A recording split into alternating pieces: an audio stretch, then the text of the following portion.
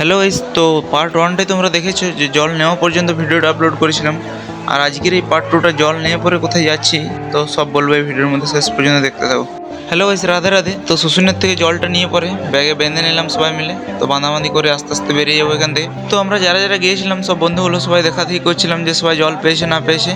তো মোটামুটি দেখলাম সবাই পেয়ে গেছে। তো এখান থেকে আস্তে আস্তে বেরিয়ে গেলাম। তো গাইস আমরা জল নিলাম মোটামুটি 12:30 একটা। তো এত ভিড় ভিড় কিন্তু আর কিছুতেই কমছে না, প্রচুর ভক্ত আসছেই।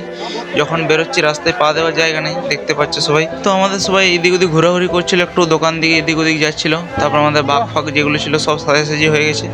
তো এখান থেকে সব গ্যাংটা রেডি হয়ে গেছে, মোটামুটি বেরিয়ে গেছে এখান থেকে। তারপর বেরোতে বেরোতে একটা দুটো বন্ধু আসে নাই, ওইদিকে দোকানে ছিল, কিছু জিনিস কিনাকিনি ছিল তাদের। তো তারপর দেখলাম আসুক আস্তে আস্তে।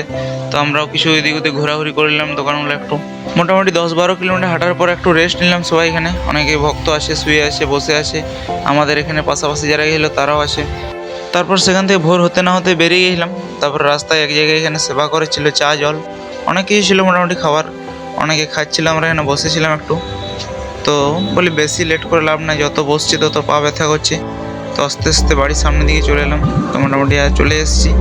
তো এখানে সব বন্ধুগুলো হাঁটাহাঁটি গল্প করতে করতে করতে অনেকের পা ব্যথা হয়ে গেছে, আস্তে আস্তে যাচ্ছি খুব একদম আস্তে। তো ঠিক আছে, চলো বাই, দেখা আবার অন্য একটা ভিডিও।